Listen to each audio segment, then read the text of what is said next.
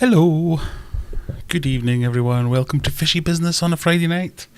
Hopefully you can hear me and see me, but let me know in the comments. If you can, I'm just reading some Discord as well, so we'll do a bit of admin at the start. If you're new here and you're not already a member of the Discord server up there, hey, I got it right, I pointed in the right direction. It's as high as I can lift my arm, but that's an improvement. Join Discord. And there's quite the discussion going on at the moment. I've just been trying to read it as well as set up the stream at the same time about Rebecca, you made me laugh there. Your last comment about getting a job in the industry, in the local fish store, Maidenhead Aquatics I think we're talking about this time. One of our subscribers, one of the family, unluckily didn't get the job that they were after, but I think it sounds good for the next one. But yeah, fish rooms mean bleep all. Fish rooms mean fuck all. that tickled me. You're quite right. Sometimes having a fish room doesn't make you any more knowledgeable. Sometimes it's just a pain. We've been having that a little bit at the moment. But if you can hear me loud and clear, says Kaylee. Thank you, Kaylee. Good evening, everyone. Welcome to the Friday night live stream. Yes, it is Friday and everything. So let's see who we've got. I'll do a bit of a roll call as we tend to do. Scott's in first. Rocky's been beaten. The Dowling effect as well. I think that's Tim, one of our moderators. The more likes the better. What can I say? If you are joining us, give us a thumbs up. Let me know you're here. Say hello in the comments. Kaylee's in. Tim's here. NJW, hi from Doncaster. Hi from Sheffield. Hope you're well. Sharpie's here, Jennifer's in, Freshwater Ichthyology, Kieran, I've already forgotten how to say your name again, at Himney, you'll need to type it again, I will forget again, maybe I should write it down, maybe I should change your name, no, Little Mountain Life, that's a new name, I've not seen that one before. Welcome to the stream, hope you're doing well. Kaylee, Mark, Dawn, Tim, Muichi Ways, Sharpies. Right, we're all in. Well, some of us are in anyway. Thank you for joining us. I was a bit worried about tonight's stream after my video that I released the other day. If you're not seen it and you're new to this is a channel all about fish keeping. It's my hobby in fish keeping, and I point a camera at what I'm doing usually. That's about the length and breadth of it. At a him. I'm going to write that down now. At a him. So yes, this is all about fish keeping, all about me pointing a camera at whatever I'm up to. Every now and again we do product reviews, I don't really do species profiles or things like that, but I quite often will talk a bit about whatever fish I've got at the moment. We'll talk about one fish over another rather than just... Well, no, I was going to say rather than just being all over the place, but that's kind of a good description of my channel. But this week's video that I released the other day, I struggled with it, I must admit. It was all about, just, when things are getting you down, when you've had enough. You just can't find any motivation. You feel like the living embodiment of meh. That's just how I've been feeling the last couple of weeks. I've knackered my shoulder. It stopped me doing a lot of the jobs that I wanted to do, and it just came to a little bit of a head where I'm feeling a little bit depressed, a little bit down. I just felt a bit meh, basically. It kind of came to a head because I thought... It very much felt like I had loads of jobs lined up, had loads of things that I wanted to do, and I made a start with the fish room build, and then immediately injured myself and couldn't go any further, and then every little thing was just even more difficult. And when everything comes in threes, they seem to come in 300s, so one tank wasn't running very well, and then another thing went wrong, and then plastering happened, and then this tank cracked, and that tank moved, and this filter broke, and that light broke, and that blah blah blah. I just got to the point where I was a bit like, oh God, I've kind of had enough of this.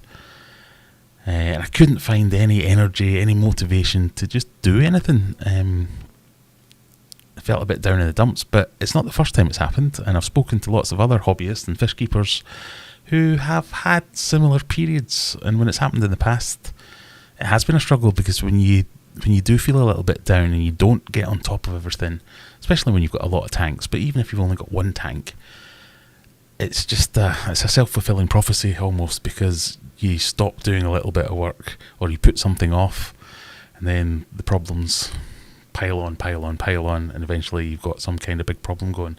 So I wanted to make a bit of a video, and my idea behind this is I've always been a big advocate about fish peeping. Fish peeping, that's probably a good name for the hobby. I've always been an advocate of fish keeping being really good for the mental health side of things. It's an enjoyable hobby.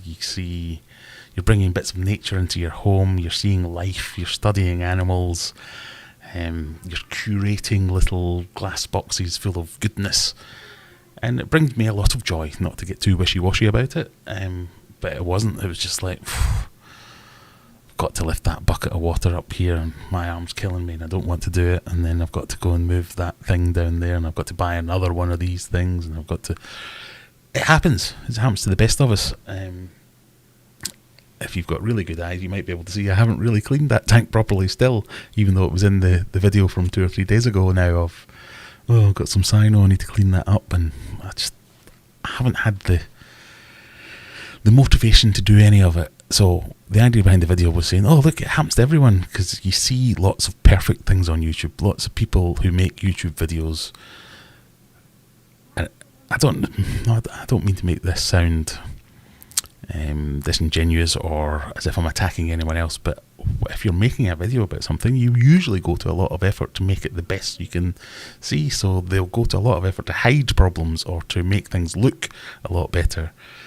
So often if you're into the hobby and you're into the YouTube side of things and you're watching people's videos, you're seeing lots of clean tanks, you're seeing lots of, this is how everything should work, because everything's pristine and it's all perfect, and it's just not true. So I thought I'll try and make a video where I can show a little bit of, it's fine to be down in the dumps for a few weeks, it's fine to skip a water change just because you can't be arsed.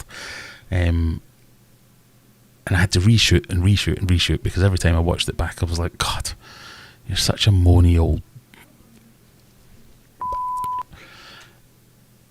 And I couldn't find a happy medium. So if you think that was a depressing, boring, long form video of, whoa, old man moans about stuff, you should have seen the first few edits, or the first few cuts. So I hope that didn't put too many people off, and surprisingly it's actually done quite well. The video was done, it's my best video this year out of 3 that I've released. But it goes to show that YouTube very much likes disaster. So if something breaks, or you're down in the dumps, or you're having a problem, lots of views. But anyway, that was a little bit about my week this week. I'm sure I'm not alone. I know I've spoken to lots of people who've had these periods of just being a bit down. It could be the January blues, it could be whatever it is. But I got some advice. My dad commented on one of the videos and said, Graham, have a drink. So dry January's over. I've always been of the opinion that, yeah, clean tanks are nice, but as long as the fish are okay, and thankfully, touch wood, so far the fish have all been fine, I don't mind letting things go a little bit every now and again. But because I do have a lot of tanks, or normally will have a lot of tanks, I can't afford for that to go on too long, otherwise it spirals out of control. But yeah, we're back on it. My main problem, or my main funk, I think, and it's not an aquafunk, funky funk, it's more of a funk, is I can't do anything. So I want to move tanks around, I want to build things, I want to plaster walls, I want to paint walls, I want to build racks and build big ponds and get things moving. So I have all these plans in my head, but not to dwell on the point, but I've knackered my rotator cuff in this. Well, I've done both, but this is the one that really hurts. I can't really move my arm too high. It's very painful, lots of drugs, which are great, they're not great, but it still hurts. I just can't get on with these things, and that's the bit that's really frustrating at me. It's really grating at me that I spent most of last year saying I'm not going to do anything because I'm about to move house, and then we'll get on with big plans. Then I moved house, started my big plans, and then straight away had to stop. So the whole idea was, let's share this, hopefully someone else can see it and say, oh, I'll stop them from giving up. Basically that was the whole idea at the back of my mind, was say that this is normal. You will have periods where you just can't be bothered, or things feel like they're always going wrong in your hobby. Even if you're killing fish, if you're doing everything wrong, you will come across a period of time where you just want to give up.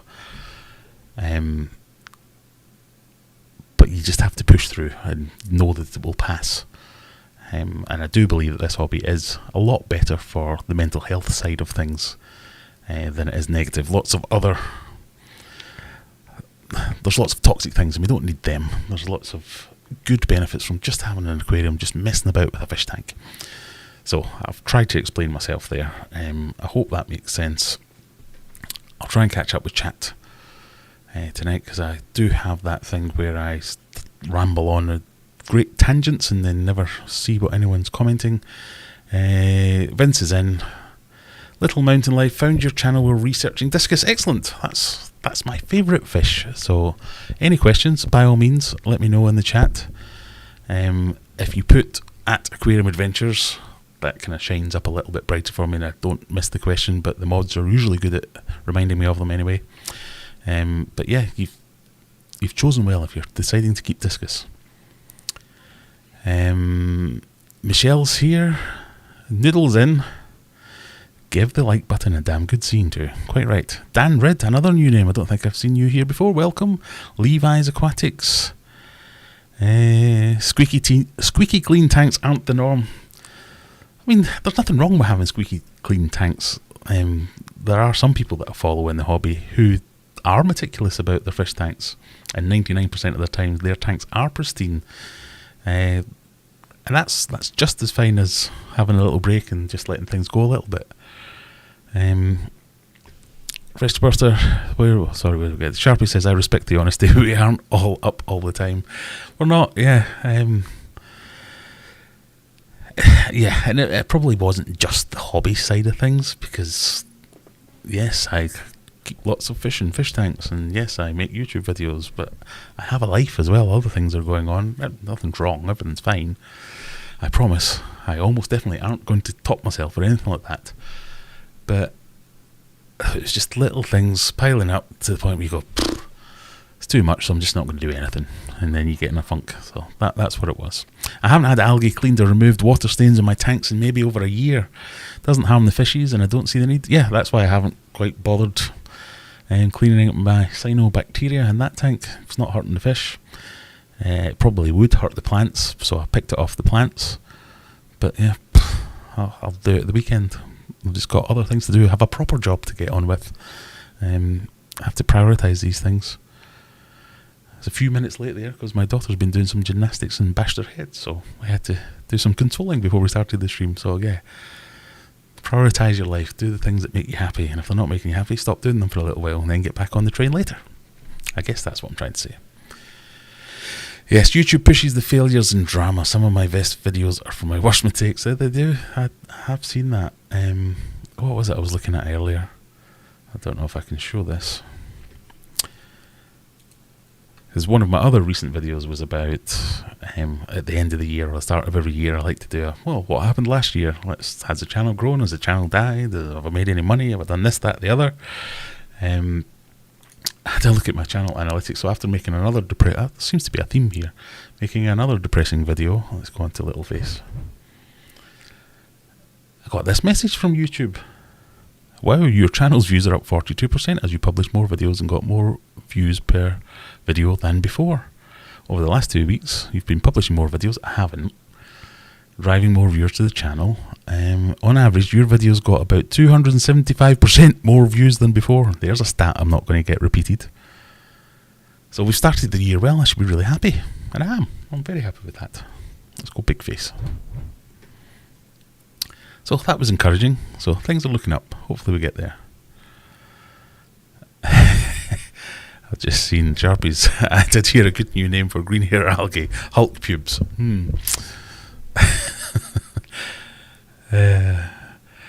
Kaylee says, one of the reasons I really enjoy your channel is so honest, whether it be good or bad. Everything doesn't have to be perfect, and that is so relatable. Oh, good. I'm glad that comes across sometimes. I do get a plethora of comments.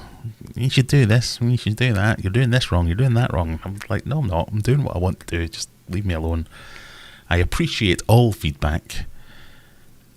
But some people, they just want to tell you something just to make themselves feel better, and you're a bit like, bleh. So I hope that my channel is mostly, like I say, it's just me doing what I'm doing, but pointing a camera at it at the same time. I did say that this year I was going to try and do a little bit better and focus on the YouTube side of thing and try and play the game a little bit. And you'll notice my thumbnails are all, well, they're not more dramatic. What's the word I'm trying to go? More clickbaity? No, that's not right either. I've been thinking about my titles and that kind of thing. So if that keeps up, great, but the videos are generally going to be me doing my thing. Sorry, where did I get to? 3 weeks of COVID stopped me doing any maintenance on my tanks until this week, says Michelle. Yeah, there are all kinds of reasons that will stop you doing maintenance. It's not going to be the end of the world, I guess that's it. Dan says, thanks for the shout out. Not a problem, welcome. Glad to have you in here. Shoulder injuries are... lost the power to read now as well. Shoulder injuries suck more than people realise until you actually do it. They do, yeah. It's been bugging me for a long time. But this was a little bit extra. It started at Christmas. It went really bad. And then it got a little bit better, and I thought, oh, I'm all better again. Let's do that. Went all bad again. So I think I'm going to end up being like this for a while. I think I need to have a little bit of a break. I did get some good news too. So our friends at Fishman Aquatics, Callum messaged me earlier saying, offering his and Reese's help to come over and help me build some racks and move some tanks and set things up. Which, I must admit, that put the biggest smile on my face I've ever seen. These people who I met on the internet, and I have met them in real life now because I've been over to the shop and things like that, and we send messages back and forth every now and again, but just on the face of it, people I met on the internet offering to come and help me out when I'm a bit stuck. Can't get better than that.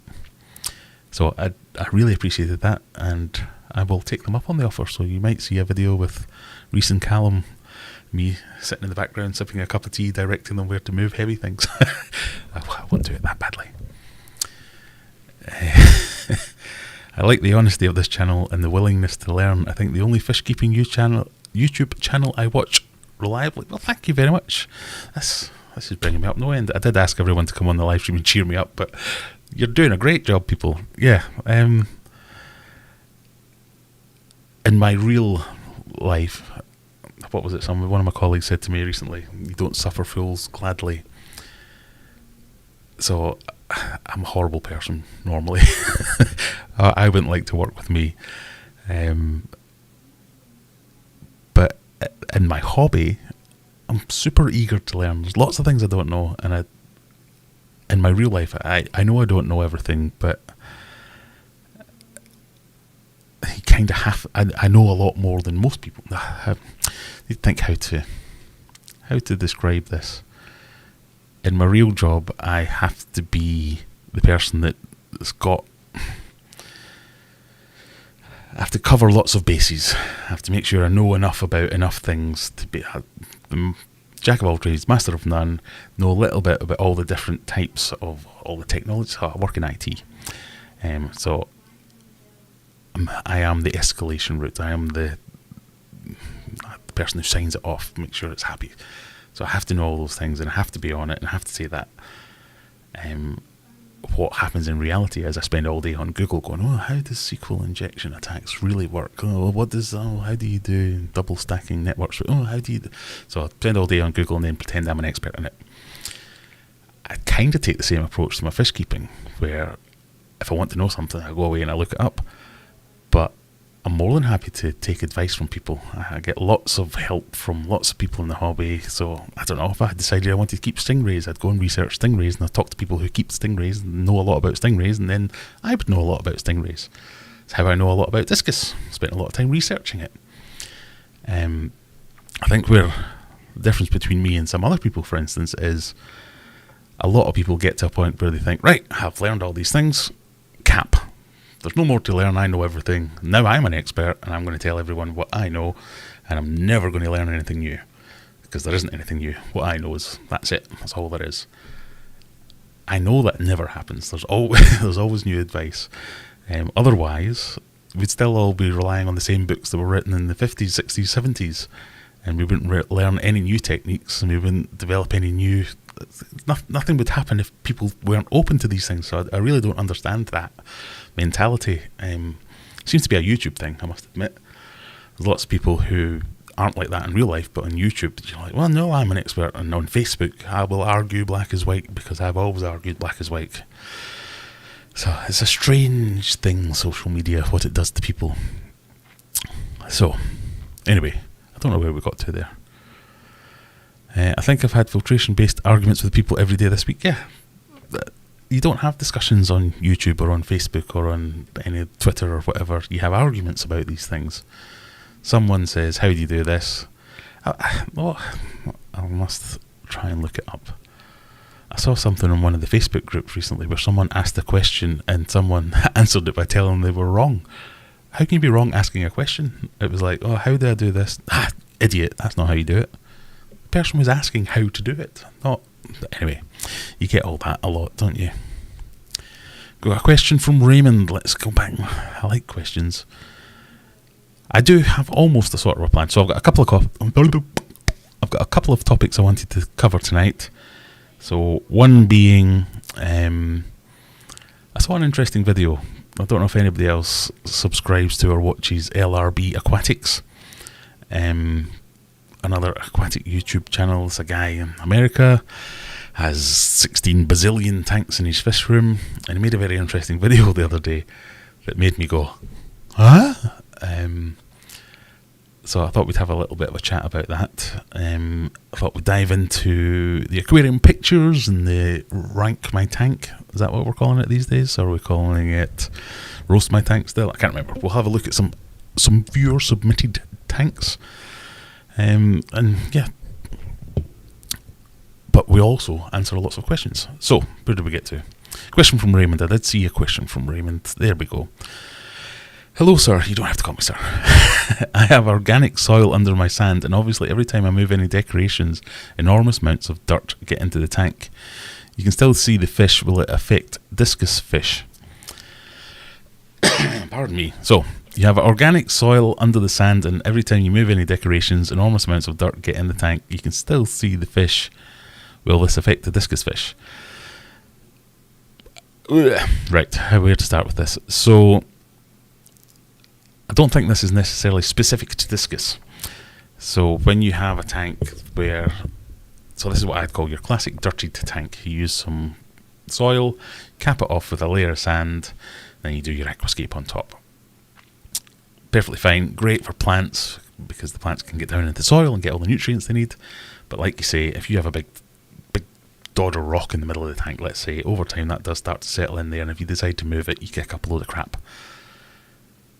Doesn't really matter what substrate it is, because even if it was gravel, a load of crap would be under that rock. Even if it was just sand, a load of crap would be under that rock. Even if it was bare bottom tank, a load of crap would be under that rock. So that's a problem you're going to get. Anytime you have a large decoration, something that's in your tank that's a big thing, and you move it, you're going to kick up a load of crap. What you're looking for there is, problem areas you're looking for there is spikes, whether it be ammonia, nitrates, nitrites, whatever it might be. Keep an eye out for a spike, because that's the bad thing that's going to happen. Everything else is just unsightly. It's not really going to cause much of a problem. What I tend to do if I'm doing that kind of thing, so again, the YouTube bug makes me switch things around every now and again when I get bored of things and want to have another try at it. Pardon me. Is I will be in there, so one hand ready to move the rock, or if you can get a helper, someone ready to move the rock, and then you're effectively doing a water change as you move it. So as when you lift the rock, you can be siphoning out any of the crap that's going to get kicked up and moved around. It's generally a problem because that crap is things like rotting food. If there's a dead fish, it's going to go in there. If there's all the nasties, they're all going to get in there. Eventually, if you just leave them alone, they're going to get broken down and kind of sink into the substrate and not be a problem. But when you move it and kick it around, it gets into the water column and can cause problems. Because you said discus, I don't want to say it's a myth, but there is this thing perpetuated by everyone that discus fish need pristine conditions. They can't handle anything. They'll just keel over and die. They're not that bad. So I wouldn't be overly worried with discus any more than I would be with any other fish. Obviously not. Try and avoid it if you can, but it should be fine. Hopefully that makes sense. We're enjoying Heineken tonight. That's the beer of choice, because that's what they had at the shop.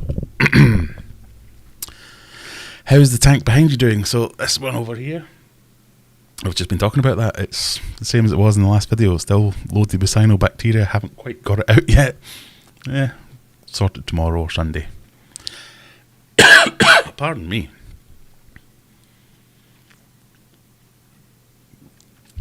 Kieran works in IT too, working with SQL a lot. Poor guy. I don't mean that. Nothing wrong with DBAs. Some of my best friends are DBAs. I did see something about... oh, we've got a bloody super chat. I've missed it. Noodle Sandwich with a 99p super chat. Thank you very much, sir. Every 99p helps. I don't know if you're aware, but the way YouTube works is in December, that's when the ad revenue gets at its peak, because all people are trying to advertise for Christmas and all that kind of stuff, and then in January it gets slashed. Some people say 70, 80, 90% gets slashed off. So videos, even though my views are up in January, I've kind of done it a month late, so I'm not going to get any money out of them because the ad revenue is so poor in January. So that 99p, that's done me a great favour. Thank you very much, sir. You don't know how much that helps. Talking and asking questions is a big part of research. Of course it is. I don't get why some people are so bloody minded that they think they know better. I mean, I'm no shrinking violet. I will argue with someone just as much as the next man if I know something to be true. But I tend to at least let people have their say, try and understand where they're coming from, and then make my own decision of whether they're talking bollocks or not. Sometimes you'll get people saying stupid things that are completely harmless, and I'm like, it's not really worth my time to argue about this. Whenever you get to the point of having an argument, you're already in a negative state of mind, so no one's really going to win out of that. But sometimes people say really stupid things that are dangerous or will cause problems or break things, and you have to step in and go, no, don't do that. Don't listen to him, her, them, it, whatever. That will break your filter, or that will break your light, or that will kill your fish. 9 times out of 10 still won't listen to you, but have a go at least. Rebecca doesn't mention filters in public much. Yeah, filtration seems to be a very emotive subject, doesn't it? Right, sorry, I've been rambling on again. Let me see if I can catch up with the chat.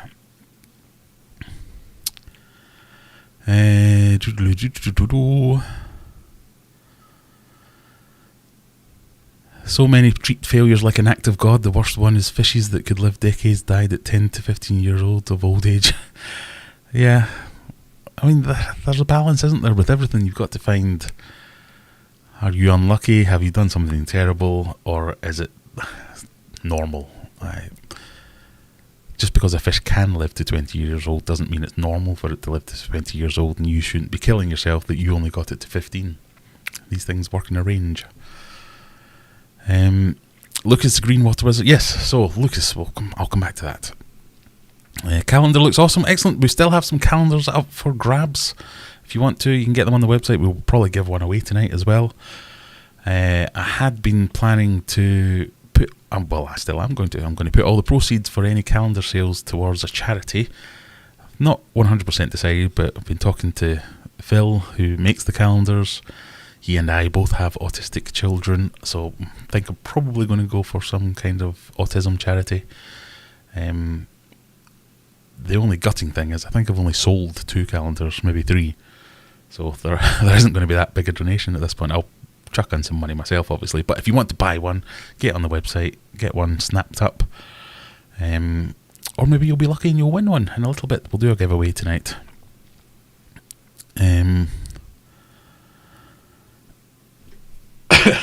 Calendar looks awesome above my tanks. Yes, thank you very much for that. I'm glad you liked it, Tony.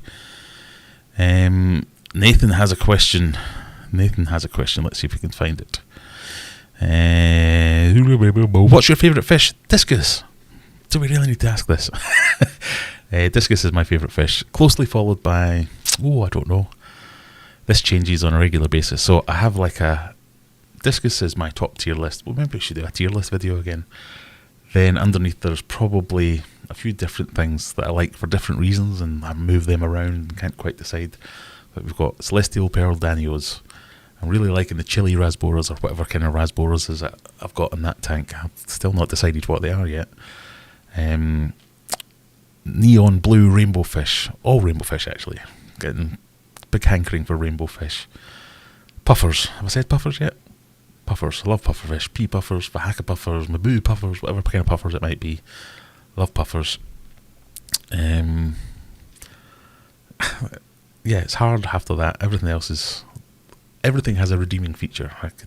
I find it difficult to say what my top 10 is, for instance, because I'm like, what about number 11? Don't want to drop that off, but yeah, discus would be at the top. And my dream tank, I've probably had my dream tank, a nice big tank full of discus. So my big discus display tank, I love that thing. That was my birthday present for my 40th birthday of the family. Custom built discus display aquarium with sump and all the gear, no idea. Bunch of lovely discus in it. I do want to get that back up and running and get some more discus in it. But yeah, a nice big discus tank is probably my dream aquarium. I have other wishes and wants, like my mega pond that I keep talking about. I'd love to be the only guy in the world who can keep a Maboo puffer and somebody can't say your tank's too small. Not that that's necessarily what I'm going to keep in there, but I'd love to have just a big, whoa, look at that. So I hope that answers your question, Nathan. Any tips for breeding egg scattering fish? Mops are good, depending on what type of scattering we're talking about. Mops are good for things like rainbow fish and all that kind of stuff, or a rocky substrate for if they're true egg scatterers. Like tetras and things like that quite often do well with a big ball of moss, and they scatter their eggs over that, and then the eggs hatch out in the moss, and it gives them a bit of cover and a bit of food, because there's usually microbes. Very, very small. Very, very small things in there that they can eat, like Infusoria and all that kind of stuff. Some egg scatterers have very precise requirements, and I'm having a complete mind blank at the moment, but the ones that you have to, if you're going to breed them, you have to have marbles in the tank, because the marbles create the little holes that the fish can fall in, the eggs can fall in. Someone will be typing in the comments right now what kind of fish that is, but I'm just having a bit of a brain fart at the moment. So I'm not a hugely experienced breeder of fish, I must admit. I have bred most of the fish that I've kept. I think that's true. But more because they kind of got on with it themselves. If you give them anything near the right conditions, they'll get on with it. Discus have probably been the most difficult, or I've had the most problems with discus. I find if you try and breed discus, then it won't happen. But if you don't want them to breed, they won't stop laying eggs. We'll see. Right, let's see if we can catch up, can we? Jennifer says Graham will always say discus. You're quite right. Mine are rummy nose, autos, and cool. Oh yeah, coolies are cool. I do like a coolie loach. Rummy nose, I think, are kind of the best fish to keep with discus as your dither fish, if you like. I've never seen fish school together better than rummy nose tetras.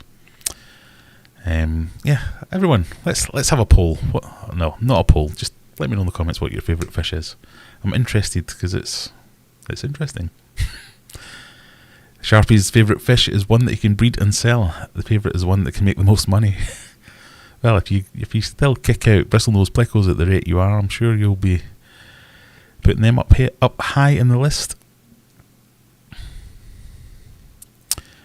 Right,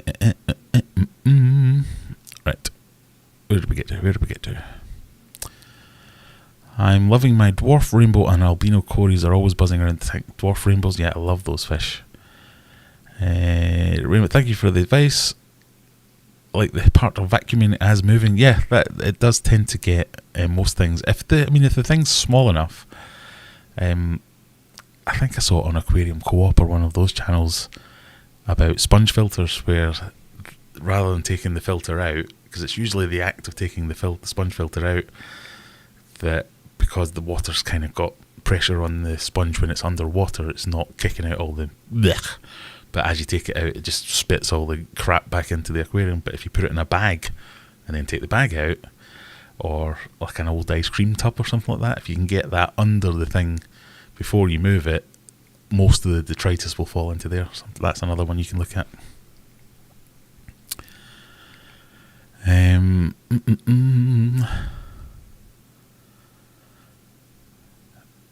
Where did we get to? A gentleman has a wealth of knowledge with egg scattering fish. Is also an Englishman. I'm not an Englishman. I beg your pardon. Mark Squatics, yes. Great channel especially for breeding things. He has deliberately bred most fish that he's kept, and has lots of tips and techniques. So lots of videos about breeding fish. Definitely worth a subscribe, worth a watch.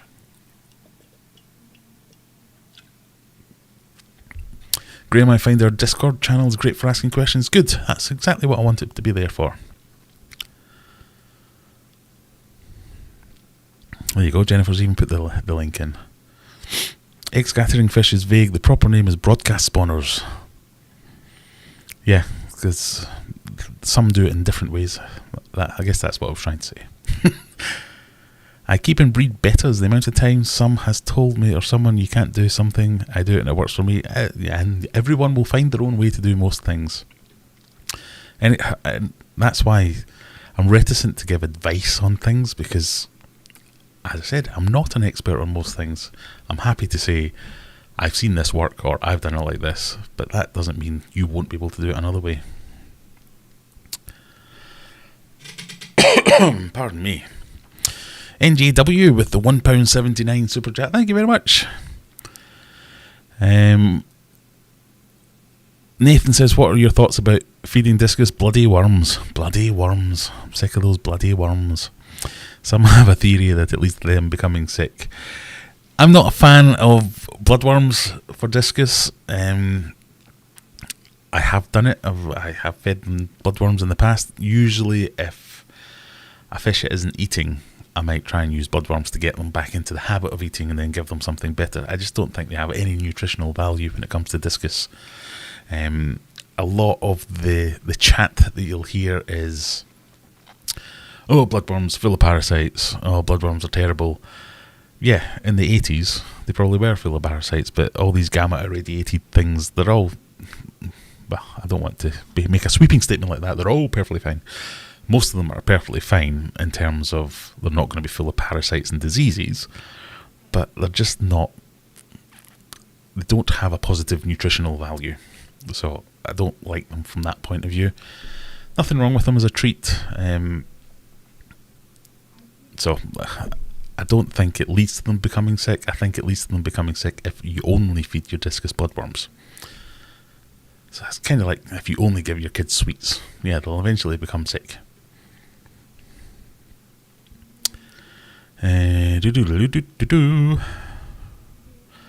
Chana and Andrao and one of the phantom plex, that would be, so Chana is a species I am very interested in. I should probably put that in there.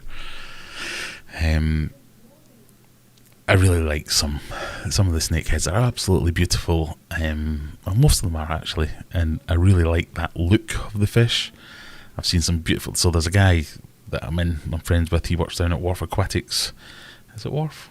I can't remember. Anyway, he's right into his Chana and his snakeheads and posts pictures all over the place. And every time he posts one, I'm like, oh God, look at that. My wife will be like, what are you doing? You watching porn? And I'm like, no, the fish. Come see the fish. Look at the fish. Isn't it beautiful? So yeah, I'm definitely into them. I might need to get a tank for them.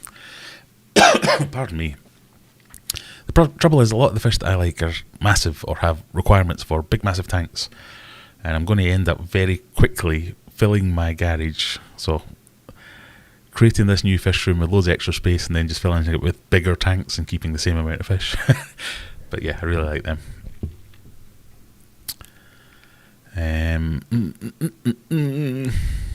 My favourite fish are my glass catfish. Do you know they were one of the first fish I kept, I think. That's not true. One of the first fish I kept the second time I started keeping fish, if that makes sense. They are cool, aren't they? Yeah. I might get some of them actually. I've not had, that's got to be 10, 20 years since I've kept them. And they were just like, wow, look at that. You can see through it. Pardon me. My favourite fish is the Ancistrus ranunculus. Ranunculus. That word that Rebecca's typed there. I even got given a statue of the species for giving a talk at the Catfish Study Group Convention. Excellent. Get a picture of that up there on Discord. Up on that there Discord and show us what that is. Discus, pigeon blood discuses. Excellent. More discus favourites, that's what we want. Once the long fin super reds are ready, I'll send you a male female pair. That would be great. I do like a bristlenose. Don't like them as much as you do, clearly. Indian mud skippers, says Raymond. Yeah, mud skippers, they're an interesting fish, aren't they? Mark says, I've got a quick question. Excellent, I'll try and give you a quick answer. I'm replacing a failing internal filter with a sponge filter. How long shall I keep the old filter running in the tank before I take it away? Filtration question. That's just going to cause an answer. I would say 6 weeks. That if I didn't have any other factors, that would generally, I'd be happy with that. What I would do if I could, so let me just read that again. Replacing the internal with the sponge filter. So if the internal filter has a sponge inside it, so I don't know what kind of internal filter it is, but sometimes they do, I would get the sponge filter running, take the sponge from the internal filter and squeeze it around the new sponge filter, and a lot of that gunk will get sucked straight into the filter, the sponge filter, and help seed it, help get it going. And again, depending what the internal filter's got, if it's got any like little,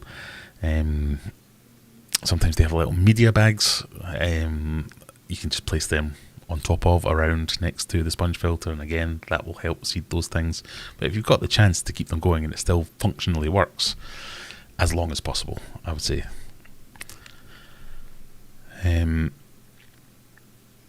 That helps. What about whiteworms? Whiteworms, love whiteworms. I think they're a fantastic food. If stinky, but fantastic food. Bloodworms aren't the easiest to digest for some fishes, possibly discus, due to the... Enough with the big words, come on. I'm only a poor Glaswegian. I'm reading that as chitin exoskeleton. Chitin? I know what exoskeleton means, but I don't know what chitin means. Is that the sectioned element of it? As with all insects. It was explained to me as... Oh, I've just seen the picture. Oh, that's one of my... Oh, I like them as well. Sorry, tangent. No one else can see what I can see, so you don't know what I'm talking about. Rebecca has just posted the picture. I'll show you that in a second. It was explained to me that the bloodworms don't carry enough nutritional value. And again, I don't know how this is, whether this is true or not, but much like celery, is it? There's that myth, or it might not be a myth, that celery, you burn more calories consuming and digesting celery than the celery will give you, so it's like a negative value. Bloodworms kind of worked in that way. It just didn't have much. I like Don's Venezuelan corridors. Venezuelan corridors, I can't decide if I like them or not, I must be honest. They're the black ones. Or the darker at least, if not black. They tend to lay eggs every time we do a water change. Gets a few in the breeding box and then we get a few more. I mean, don't get me wrong, I love corridors. I saw some kind of iridescent ones the other day and I thought, oh, they look a bit special. But the Venezuelan ones, I like them as much as like any other ones. They just didn't really get me going. Alan at Wharf Aquatics loves this channel. Yes, that's the one. That's what I'm talking about. Simon's favourite are angelfish. Been breeding from years now. Yeah, I've always kind of dismissed angelfish and kind of poo-pooed them, but when I got my Altum angels, not Altums, they're just kind of standard silver, platinum, whatever we want to call them, zebra angels. They are really cool. None of them have gone murderous yet either, which I've been really happy with. Raymond with the $2 super chat. How do you feel about wave makers and discus fish? I don't mind it. I have kept a wave maker in my discus tank for a long time. Some people say, again, I would say it was a myth. Some people say that discus need very slow flow and they can't handle big flow. I was often told to turn down my filter because it was just pushing the fish all over and they can't handle it. Nonsense. My fish like a big flow. I had a fairly decent sized tank and a wave maker at one end, and maybe not quite half, but a good bunch of the fish would go over and play in the flow, and you could see them anthropomorphizing, obviously, but they look to be enjoying themselves, is all I'm going to say. So yeah, I'm happy with wave makers. I think they're great tools as well, especially if you have a larger tank. You can use them. I primarily use them to direct detritus, so like to pick up poop and things off the bottom of the tank. If there was any dead spots, that would blow them out, and so as it could get into the sump and get collected by the filter. But also to move things around with plants, so to get a good circulation. I think that's really important if you're going to keep a planted tank. Keep everything moving around. So I think they're great things. The tank holds more beneficial bacteria than your filter, so with no water change, the sponge filter change shouldn't cause a crash. Yeah, but it wouldn't hurt to let them both run together for as long as you can. Orange. I've obviously missed something. Vince says orange. Right, I want to show you this. Can we do that? How do we do that? No, we don't do that. Do we do this? There we go. No, didn't want to do that. Just talk amongst yourselves. Oh, you div. Oh, there we go.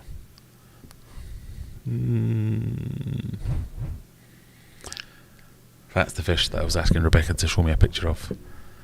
I really like them. I really like the humongous ones, the blue-eyed panac, as they're called. We've had this discussion before where I've mangled the name of the one that I like, but you got there in the end.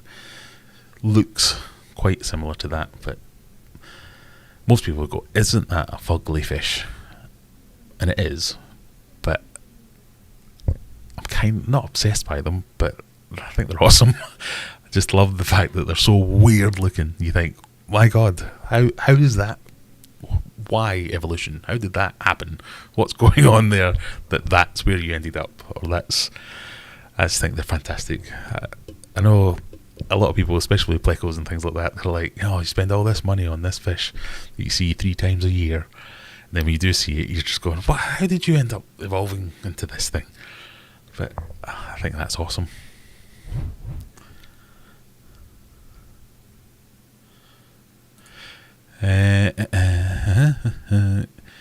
Kitten is how you pronounce it. Kitten. It's what makes like the casting of the way you pronounce it is how most do. So wrong probably. Some discus don't like too much flow, however they may like indirect flow. Someone else may have more information. So that's Matt answering the same question. Yeah, I mean, the beauty of a wave maker is if you put it in your discus tank and they don't like it, you can take it out, or you can angle it so as it's not causing them any distress, and just use it to do some jobs. I'm due to empty and relocate my tank when redecorating. Do you have any tips of how I can tackle blackbeard algae in the process? There's a question. So blackbeard algae is something that I have had to battle. I've had limited success with I almost said hydrochloric acid, but that's not what I meant to say. Limited success with the stuff you used to use on cuts in the olden days. I'm going to have to look it up. Look, I've literally had like 4 sips of this and I already can't remember anything. H2O3, H3O2, H2O2? Hydrochloric acid? What am I trying to say?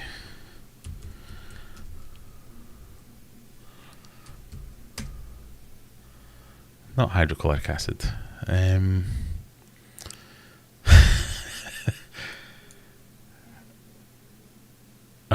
Someone help me out. I can't remember what anything's called.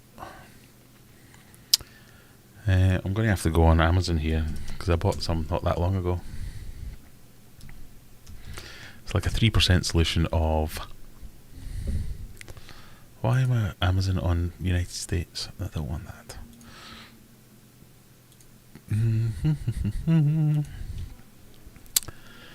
Search my orders.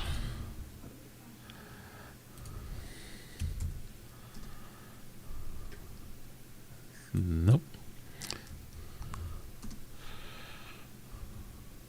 Nope.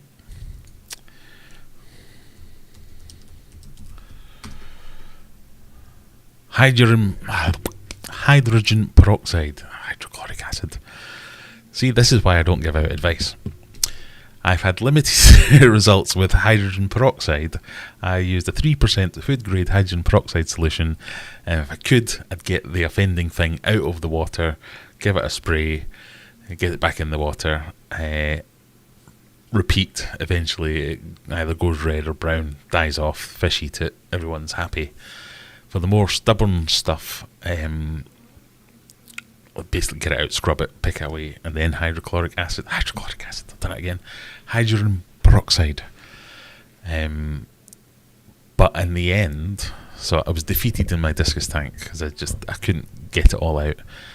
I tried most of the things that I had researched where people would do it with CChem Excel, pairing it up with the hydrogen peroxide, dosing the tank with these things. Nothing happened. I ended up buying some silver flying foxes and they decimated it. I feel bad recommending buying fish to do a job like that, but they did it. They did it really well. And they're pretty cool looking fish as well. They never bothered my discus. They still haven't ever bothered my discus. You do need to plan in what you're going to do with them once they've got rid of the blackbeard algae. They will eat the same things the discus would eat, but I lost a couple of them because they just got way too fat. So that does, you need to put some thought into it as whether you want to take that step, because it is a bit of a commitment that you're buying another fish that's going to do a job for you. It'll do that job in a few weeks and then you're left with it for another few years. So you need to be able to look after it. But I have to be honest, that was the only thing that got me out. Lots of people have had success with blackouts, so just like turning off all the lights, wrapping the tank, doing that for a couple of weeks. Like I say, I did have some success with the hydrogen peroxide, but if it was really bad, and it was really bad in my discus tank, it just didn't touch the sides, and I didn't have to get, but that's what I ended up doing, and it worked. And I'm sorry, I know we shouldn't do these things, but that's what I did, and it worked. Hydrogen hydroxide, yes, definitely.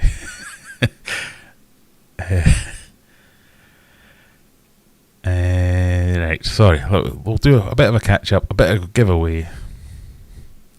Our Venezuelan corridors are orange. What am I thinking of then with the black ones? Sorry, I got confused. I'm very confused. I'm on drugs and now I'm drinking. I'm advising people to put hydrochloric acid in their fish tanks. Should probably disregard most of the things I say tonight. Ancistrus has a lot of diversity. Ancistrus ranunculus has evolved in a region of high flow, very narrow crevices, a nightmare to keep alive in captivity. Right, so that's how they end up with those, that body shape and all the armour, and yeah, I can see that. Right, now everyone, I'm up to the bit where everyone's typing hydrogen peroxide. H2O2, that's the one. Jennifer would know, yes. Right, we got up to the end. So we'll do another video. We'll do a little giveaway, and then we will. I just want to show you this LRB video, or bits of it at least. Oh, Nathaniel Volks is here. Can you see my comment from before? Yes. I just gave my cherry barber detention for chasing a catfish. How did you manage that? I'm afraid to ask, so I think you might tell me over the space of 15,000 comments.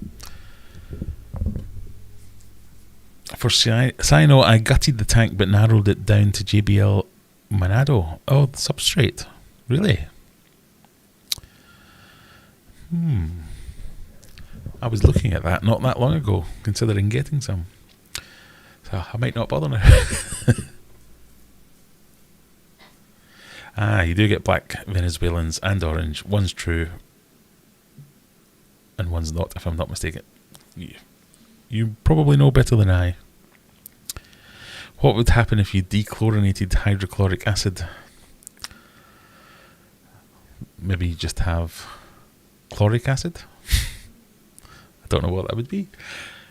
Right, we'll do a giveaway. If you want to win, I will do a...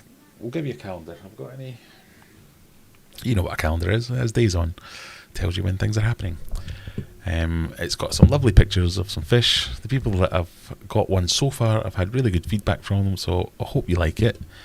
I'll probably do one every year because I think it's a cool little thing. They're really useful. We'll give you one away, but like I say, if you want to buy one, you can get them on the website, aquariumadventures.co.uk. They're only £6 and about £4 of that will go to charity. But if you want to win one, let me press the button. Or is it Nightbot? I'm going to ask you all to very kindly follow the rules. So the rules are, I'm going to ask you to guess a number. How many people have we got in the stream? That will probably help decide what number to guess. We've got 42 concurrent viewers at the moment with only 39 likes, so come on, you 3 people, pull your fingers out. I want you to like the stream. I want you to click subscribe if you haven't clicked. And you have to be a person that lives in the world. You have to be willing to tell me your address and the county that you live in, and then at some point next week I'll send you one if you are the winner. But if you want to, you can buy one and then you'll be donating to charity and everyone will get all warm and fuzzy feeling. So 40 people, so let's do it. We'll pick a number between 1 and 50. Oh, that took ages last time, didn't it? That's what it. Pick a number between 1 and 50. You're not allowed to spam, so the mods will be watching everyone, because the mods should all have a calendar by now. The mods will be watching, and if you put in too many comments too quickly, so like one every, I don't know, 20 seconds, 30 seconds, you can have a guess. Otherwise, you'll be muted or banned or something along those lines. Anyway, pick a number, any number, go. Kenny Partridge, first time here, 36. You were a bit early, Kenny. You can have another go. Sorry, I've only just pressed the button. So as soon as you see Nightbot say the giveaway has started, that's when it starts. So I was a bit early there. I apologise. You can't see that number, can you? No, good. Oh, I got a big dink on my head. What's that? Anyway, we're still waiting for a winner, so like I say, you will get this. Is that Paul Burke guessing for a calendar? Paul Burke is possibly one of my colleagues who's going to take the piss out of me for my terrible attempt at a live stream. Guess a number, win a calendar. If you don't win, don't be a tight arse. Go and buy one and you'll be giving to charity.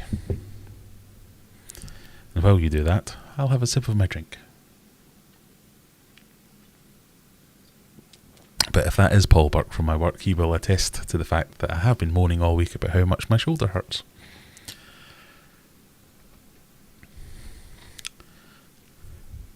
Matt says I have around 15 to 20 kilos of JBL Manado. And I don't have a cyno problem. It's a 200-gallon Maboo. One of my favourite words to say. Maboo. A 200-gallon Maboo tank. And been up and running since the end of November. Okay, maybe I won't write it off quite straight away. I can reveal that several of you have been very close. But none of you have got it yet. This is where I get to see all the names of all the people who are just silently sit in the background. They don't say anything. Join in. Say hello. I don't bite. Wilf Huckett. There's a name. I've got a sneaking suspicion that might be Cameron by a different name now.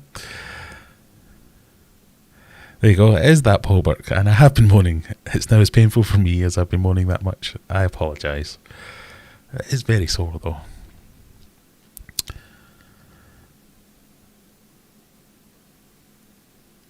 Still nobody guessed it right.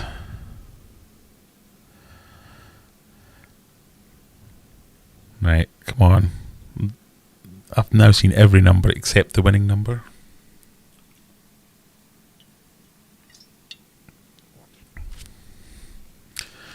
We've got a super chat from Kieran. Thank you very much, Kieran.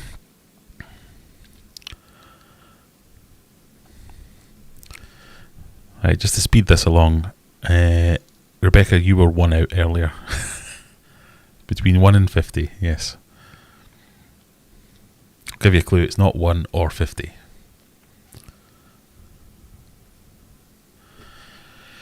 Thanks, Jennifer. It's always nice to see your top moderators. You can tell them that sympathy is found in the dictionary. Did you know that gullible is the only word in the English language that isn't found in the dictionary?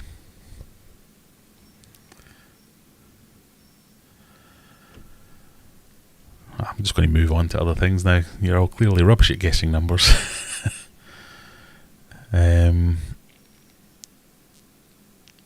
So close, some of these, so close. It's a double-digit number.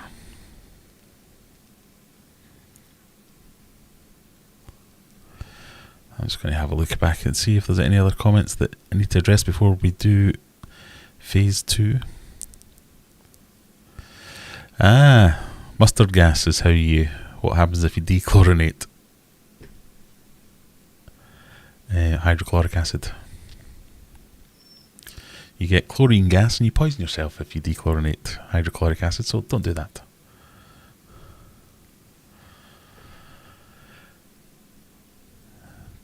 I don't think we've ever had a competition giveaway go on this long.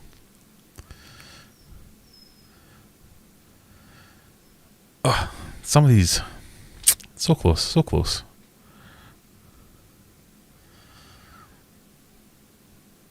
There's a 3 in it. This is quite fun for me. I can just sit back and watch this.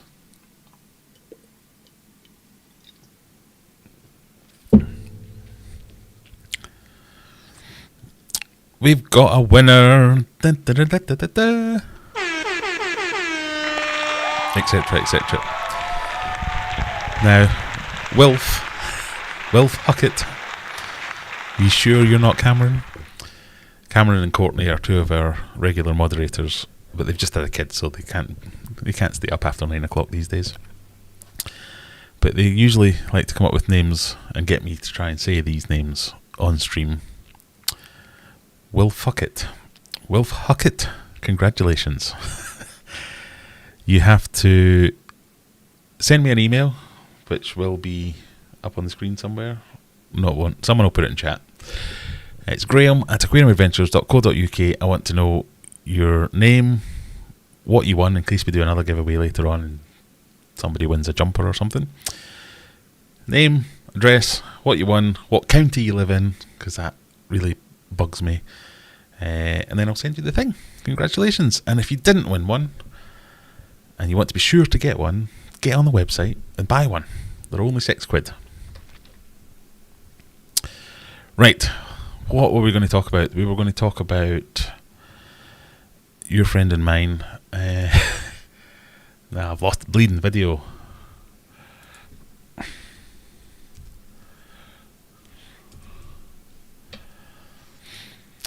So I'll give you the background to this one. Let's go on Little Face. Let's pop out the chat so I can see what you're saying at the same time. Not hit the end stream button. There we go. Pop out chat. Just bear with me a second. Quit whining. That was the dog, not a child or a wife. I'm not that brave. GB's in the house. Good evening. There you go. Jennifer's put in the email address. Congrats. Well, email graham@aquariumadventures.co.uk. Brilliant. I'm on the wrong page again. So, LRB Aquatics, an American aquatic YouTuber. And it happened to pop up in my feed. He's selling his house. So, I want to start this by saying no hate towards Lucas. I've enjoyed watching his channel for a long time. He does do some, if you don't know who he is, he has a bazillion fish tanks, has some unconventional methods of how he runs his tanks, how he breeds his fish, but sells a lot of fish in the US, has turned his entire house, it seems, into a fish room. So I'm hoping that he's not going to copyright claim or anything like that, because technically we're giving him more more airplay, showing his video to more people. But I'll click it and I'll mute it while we skip the ads. But the long and the short of it is, he's selling his house. So I must admit, I haven't been following too closely. But he's big seller in the US of tropical fish. Says he's making 100 grand plus per year in profit.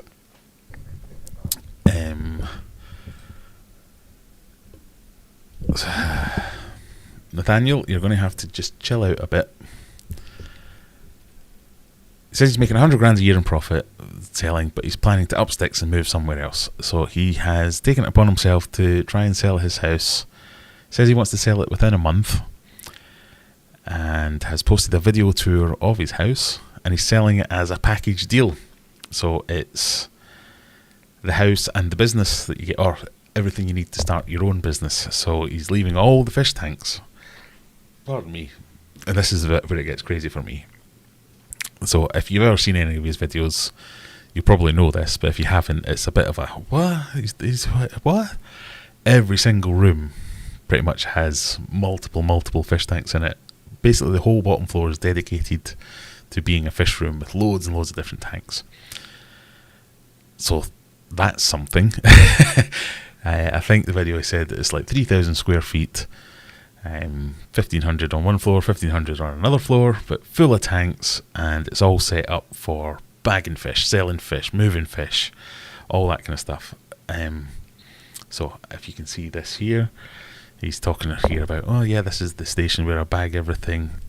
It's like hundreds of tanks basically, and he wants to sell it all as like a package lot, saying that you've got everything ready to go.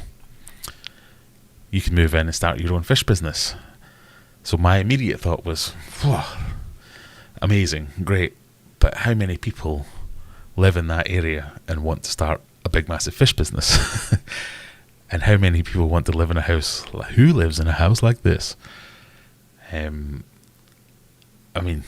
I'll let this run as it is. What is it? It's a 20-minute video. I might skip through some of it.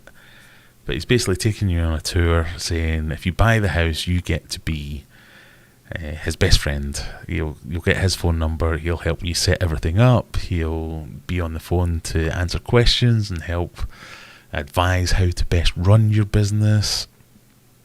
And yeah, if it was me, I'd be like, yeah, great. If it was me, I'd be like, yeah, great if I was single. There's no way my wife and kids would be interested in it at all. But he's selling everything. So all the tanks, all the fish, all the plants, everything's staying. It's all part of the package. But the bit that got me is he says he's had the house valued, and the house was valued at $375,000. And he's asking $500,000. I just couldn't get that through my head.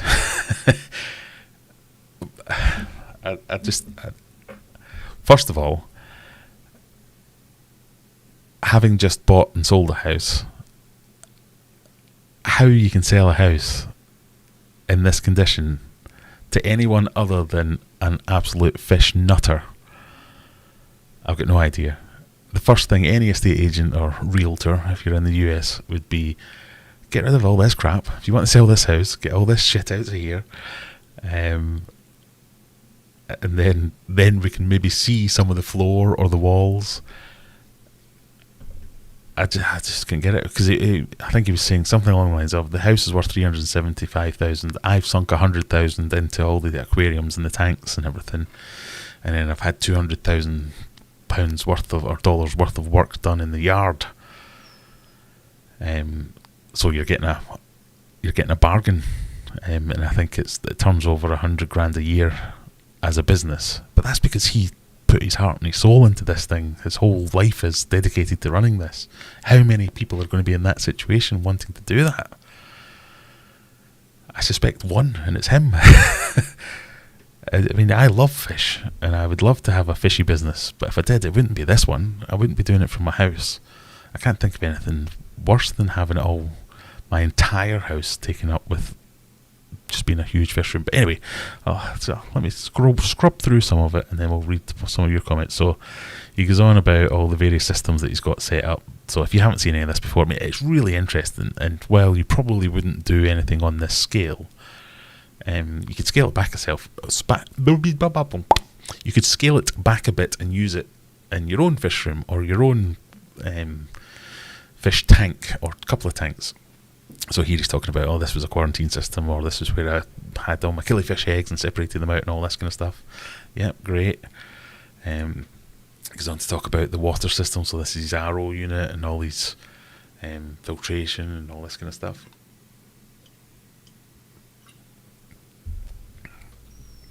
Which is all, it's all clever stuff. It's great. You can run the entire fish room from there. But unless you've built this, it's just going to be like, spaghetti junction, utter chaos everywhere you look. Even my old fish room, which was nothing like this, probably had about 2% of the pipe work that this place has got going on. Even I sometimes would be like, what is... So my HMA's over there feeding that one, that feeds... right, so it's this one I have to turn. And this is like way more than that. Let me scrub through a bit more. So still more tanks. So just basically the whole bottom floor is full of fish rooms and tanks. And he's just constantly saying, yeah, you can have this. But if this is him trying to sell his house, this is the bit that made me laugh. And I'm sorry, Lucas, if you ever watch this. I'm not trying to take the piss too much. So this is his living room. Again, racks of fish tanks. He's talking a bit about the outside here. Ads in 3. I really should get an ad blocker, shouldn't I?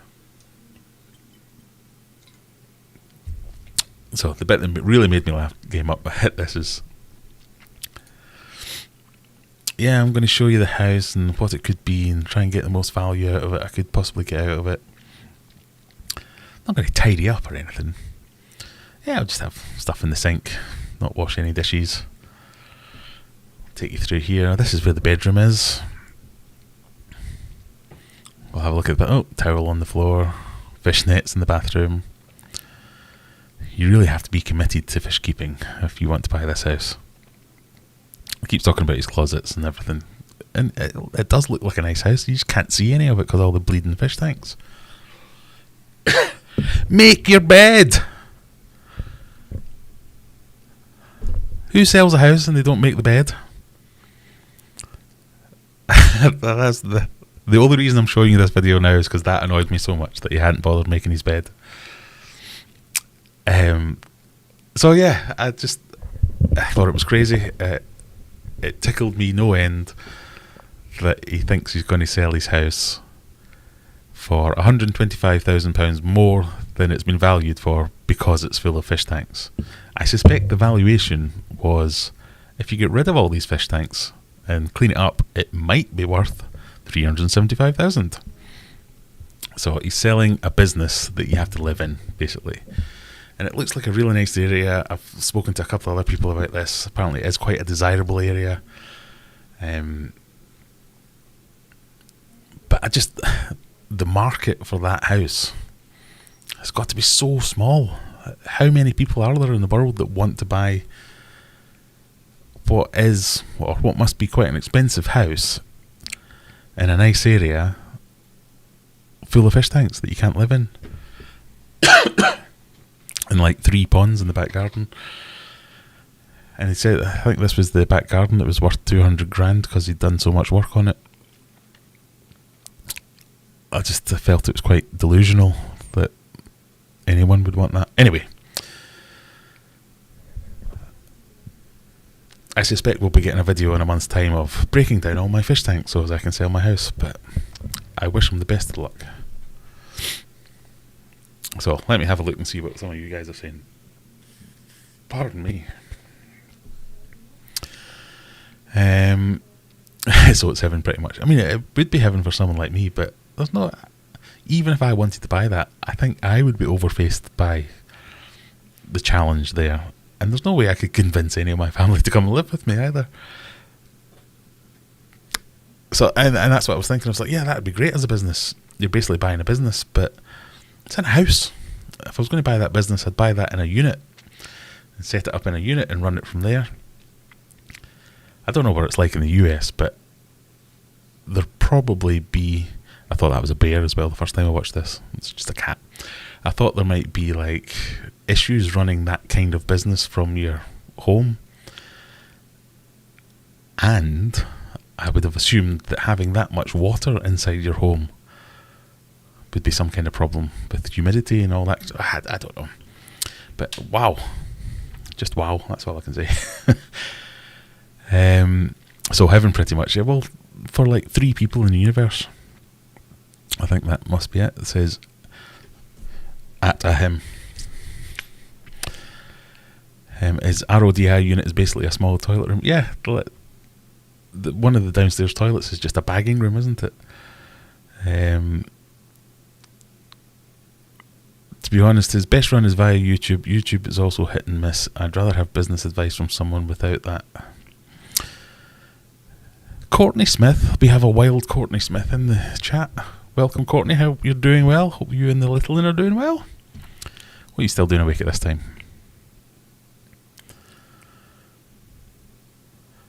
Wow Aquatics. I would never buy that place as it is. I have 60 tanks plus, but I couldn't have them in my main house like that. I mean, I probably could, but I don't think I'd be allowed to.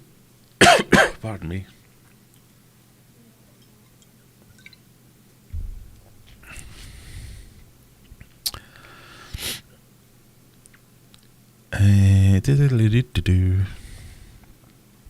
That many tanks, all those working filters, that constant noise of water churn, I'd be peeing constantly, yes. I mean, it's just not fun as well. I mean, he does things in quite a strange way as well, so he doesn't have all that much filtration. I think most of his tanks just run as is, full of plants. Or certainly for a long time he didn't believe in filtration.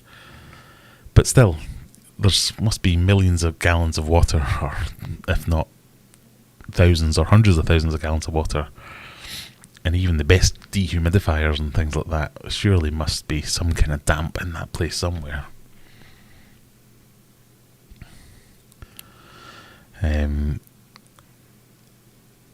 That's an old 100 amp electrical circuit. Yeah, but it just doesn't look... The fact that he didn't make his bed, that's what pisses me off. The fact that he didn't make his bed makes me think, what else has he not done? And this isn't against Lucas, this is just every house that I went to see. If they hadn't made the bed, I'm like, well, I'm not buying the house then. And that's a ridiculous thing to say, but if you don't make your bed when someone's coming around to potentially buy your house, what else have you been putting off? You've not maintained your boiler. You've not swept the gutters. You've not all that kind of stuff. And showing your garden like this as if it's some kind of selling point, it just looks like a disaster area. You've got to do the work to make it look nice, to make it saleable. So if you are buying this, you're buying this because you want that business to be up and running day one, ready to go. But I don't see how someone else could do that.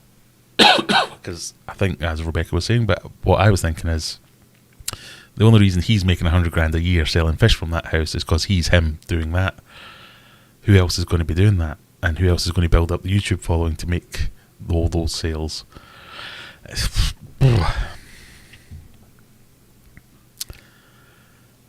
So, where are we at?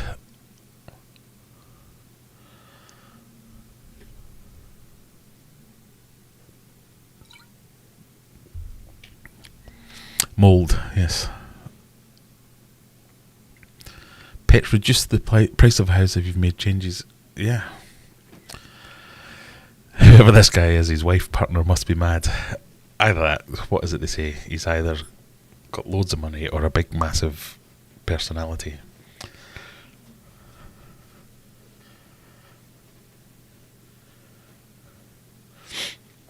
Someone else thought it was a bear as well, yeah. Yeah, so I don't mean to be mean, but if you want to buy a house in the States that has, 600 odd tanks in there, with fish and plants ready to go, and a handover from LRB himself, go for it. And I wish him all the best, but I would implore you to go and watch the video. I will put it in the chat. It's just the enthusiasm he talks about this with, of, oh yeah, you're getting a proper deal if you buy this for $500,000. Most people would be like, oh, how much money am I going to have to spend to get rid of all these tanks? And you just can't see. I mean, it looks like a lovely house in a lovely area with so much potential. But for the sake of selling something that 2 people in the universe might want, you're putting off the 500 people that might actually want the house. Which just seems like such a shame. Just a shame. Big face. Liner showing outside the waterlines of ponds drives me nuts.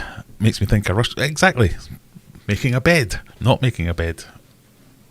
Yeah, you're just not going to do the work.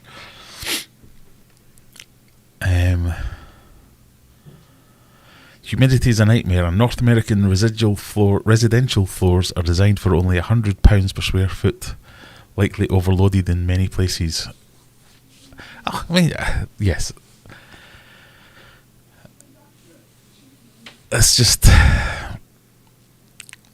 that I just keep saying the same thing. There are 2 people in the universe that want to buy that house, and the chances of them living in the area and wanting to live there are very slim. So I feel sorry for him, because I think he's going to have to break all that down and move it, tart up the house if he wants to sell it. But I thought it was interesting. Anyway, his electricity bill, yeah, everything. His electricity bill, his gas bill, yeah. My electricity bill is eye-watering, and I'm only running a quarter of the tanks that I want to be running at the moment. Just normal family, the electricity bill, but yeah. Whew. That's some commitment to the cause, isn't it? Let's put it like that way anyway. I like horticulture. Gardening for ponds to look nice and natural. There should be plants to blend it in. It would depress me without all the ponds, and all the ponds look dated. Yeah, I mean, that's it. It's his house. It's his fish room. It's his passion. It's his. Everything's geared around him. Like I say, I see this so many times when you try and buy something second hand. They're like, "Oh yeah, I've sunk so much money into this." And you're like, I don't care. I'm selling this fish tank. It cost me £300. So what? You bought it a year ago. It's no longer new. It's not worth £300. Just because you paid £300 for it doesn't mean it's worth £300. yeah, I've done all this work on it. Irrelevant. That doesn't add value. Nothing adds value the way deluded people on Facebook think it does. So I have best price stickers. Decking is a nightmare to sit on with wine. I die falling off it. Yeah. Yeah, I almost took a tumble myself tonight. We had the tree surgeons round this week, and they've, what's the word? De-stumped. So a couple of trees were cut down by the previous owner, and they left a few big stumps, and they've all been stump grinding, that's the word. But one of them's like coming through some concrete, and they couldn't get the equipment into it. So I have resolved to trying to carve out a little dip in it and set a fire in the stump, because it's a big massive stump, hoping that I can burn through it and burn it out. Actually do. Just an excuse to play with fire. But I've got, it's like a patio, and then there's a wall. It's a good 10-foot drop off the end of the patio, and that's where the big stump is. So I lit a fire earlier today, just went out every couple of hours checking on it, make sure it's not going to burn the house down or anything like that.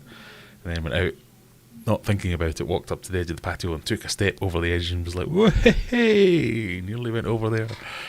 So I won't do that later on tonight after I've had my couple of beers, because I definitely will go head first over the end one.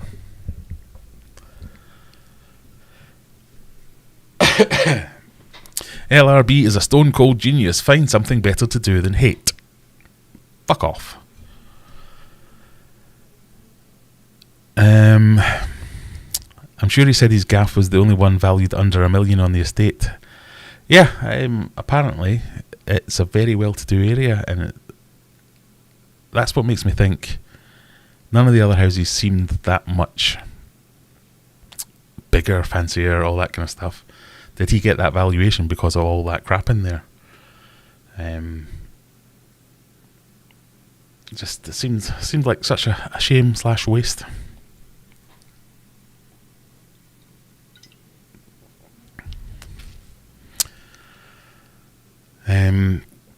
Anyway, where did we get to? We were going to have a look at the Discord server. I apologise, Stella. I didn't mean to just swear at you like that. But I meant it. I have many better things to do. Why don't you find something else to do other than coming here and having a bitch about things? If you want to have a moan, go for it.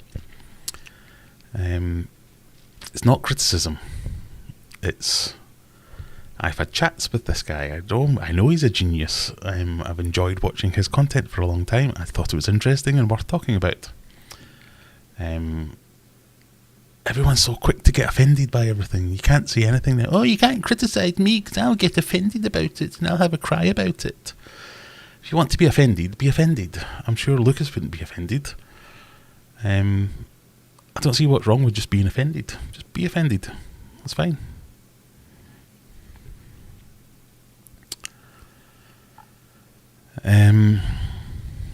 I would possibly agree with you, but the F off comment emboldens my confidence in my opinion. Well, take your opinion and stick it where the sun don't shine and go and watch another stream. That's fine. It's the beauty of this thing. You can click away, you can go and do something else.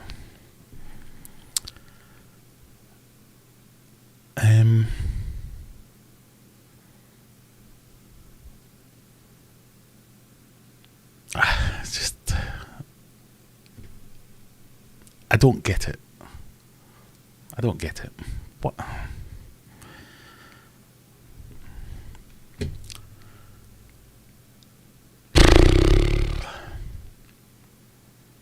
I don't see why I can't say whatever the hell I want on my own channel. I'm not hating on the guy. At worst, it's critique. Having just bought and sold the house, I know a little bit about it at the moment. The only reason I mentioned it, because I thought it was quite humorous that he hadn't made his bed. The fact that you have taken on some kind of quasi-crusading of, oh no, you can't say anything bad. I can say whatever the hell I want. You have the choice to watch it or not. If you want to go and watch something else, that's absolutely fine. If you want to come on here and moan about it, that's also absolutely fine. But I tell you what, we're going to kick you out in a bit, and that's just how it'll end. And if you don't like swearing, again, I apologise. We swear. I don't know. You don't have to delete her messages or his messages. I do apologise for swearing, but it's one of my triggers. Just that kind of fake, faux, oh, I'm so offended by everything. You can't say anything. I can say whatever the hell I want to say.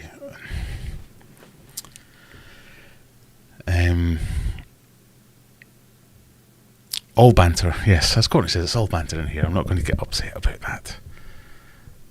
But, yeah. You can say what you want. I can say what I want.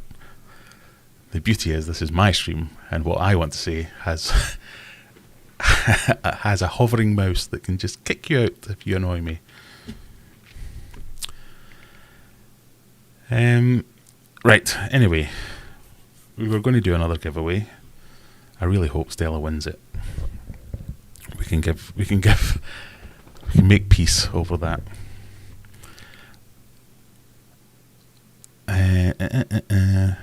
Just logged on. What have I missed? Someone triggered me, and I got all potty mouth, and I do apologise. The subtitles sent us on it. I shouldn't have jumped. Just as you shouldn't have said anything, I shouldn't have jumped on you anyway. But really, I can't be doing with it.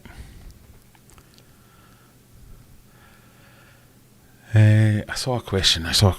Oh, it's from Paul.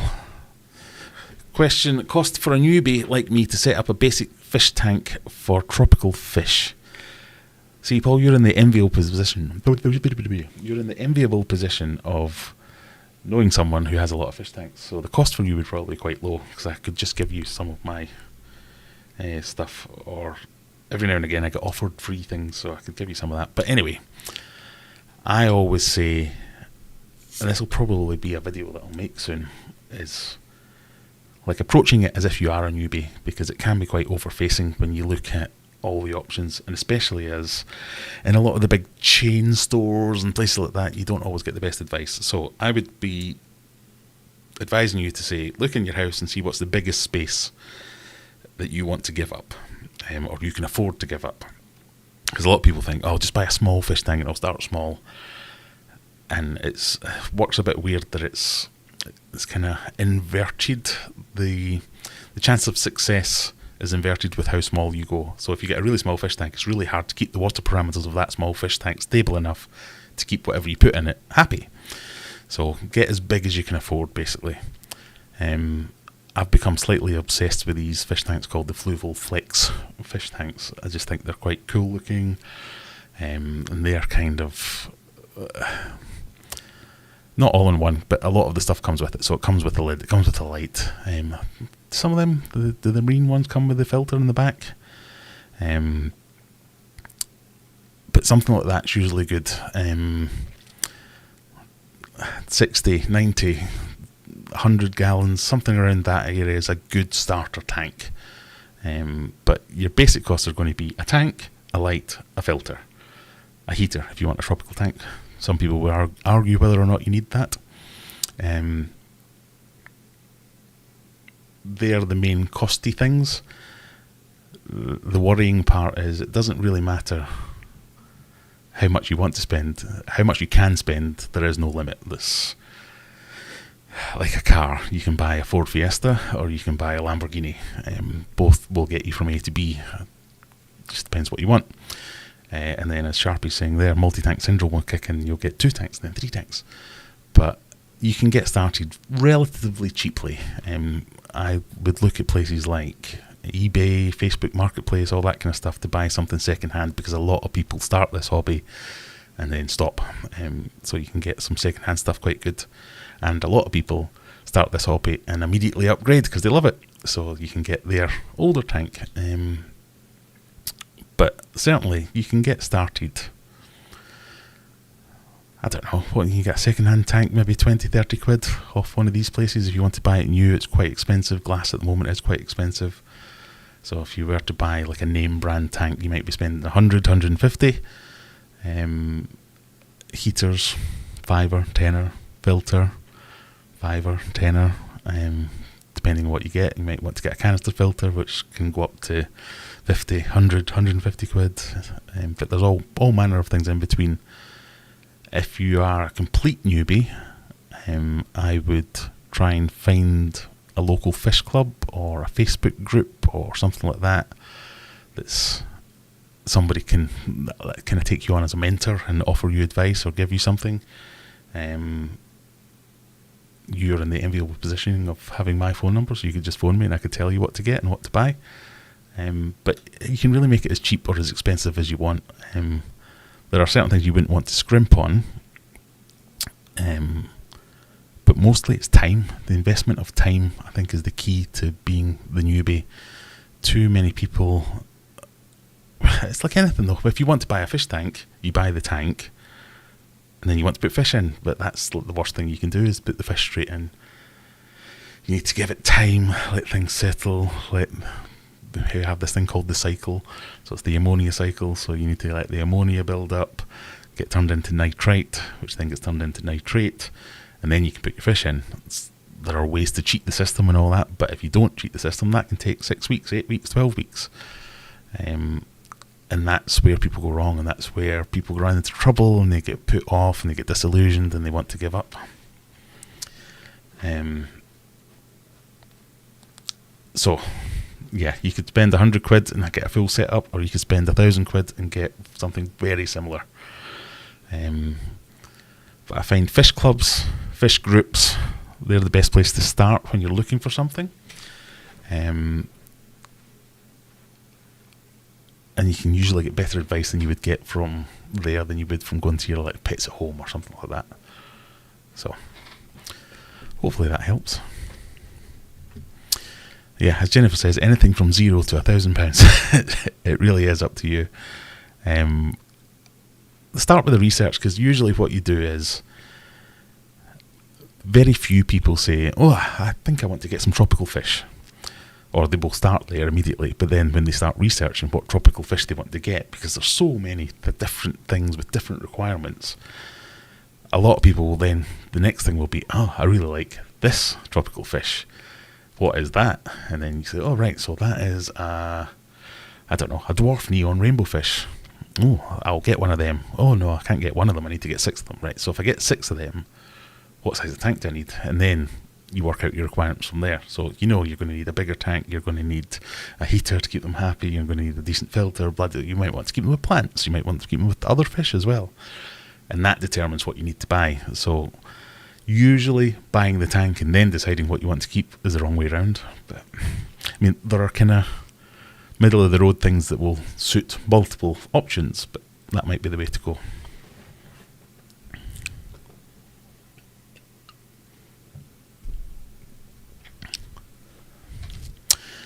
Right.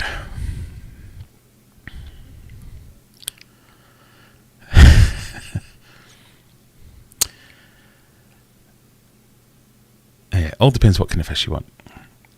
In fact, so Courtney is half of Callum. No, that's probably the wrong way to say that. Courtney and Callum, Callum works at a shop in Oldham, which I don't think is all that far from you, called Fishman Aquatics. And they would probably be a really good place to go and see things in the flesh, because it's often good to just go and look around and look in fish shops and go, yeah, boring. Oh, what the hell's that? That's how most people get into it. Check local fish groups. Yep, all good advice. Usually kind of helpful. Folks will probably help you out. Paul says, my daughter has a Flexter, nice looking tanks, filter and heater all hidden as well. Yeah, I'm going to need to get one at some point. I keep looking at them. Sharpie's got 3 Flexes, so would you recommend them then? Are they good? Okay, I kind of like the look of the Mega Flex. I don't know if it's called that. The big one.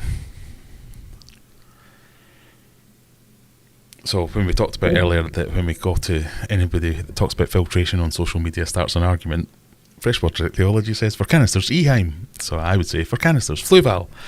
And someone else will say for canisters, Wassy. There are options at all these levels. Start with the fish you want. I would go to some fish shops or watch a good YouTube channel like Aquarium Adventures, and they'll feature lots of fish. And when you see the fish, you see the films about the discus fish, you'll decide, discus fish, obviously, because they're the best. And then you're going to need quite a big tank, but I have contacts. I can talk you through all that.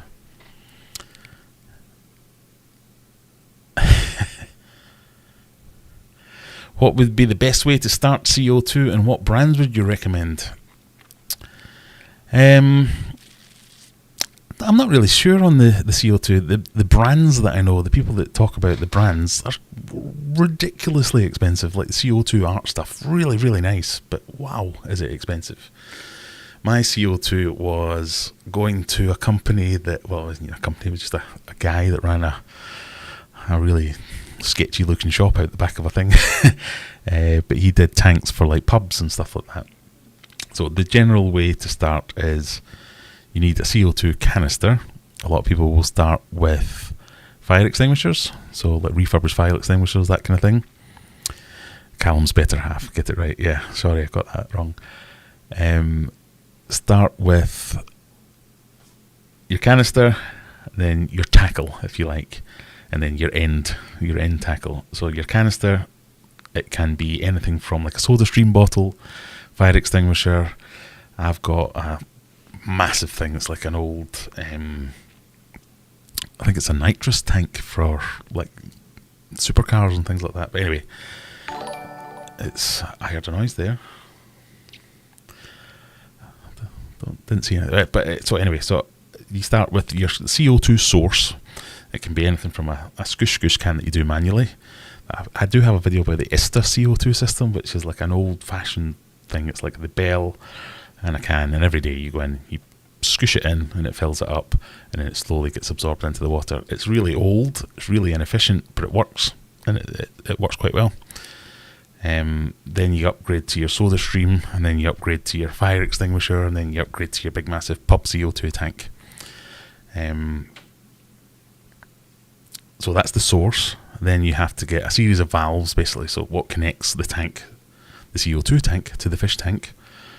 I would recommend that if you've gone to that point, you use a solenoid valve, so you can put it on a timer.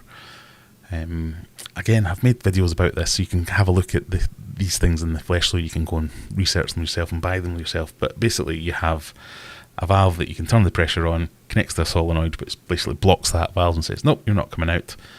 And then when your timer clicks on, it opens the valve and the CO2 goes into the aquarium, because you only run CO2 during the day.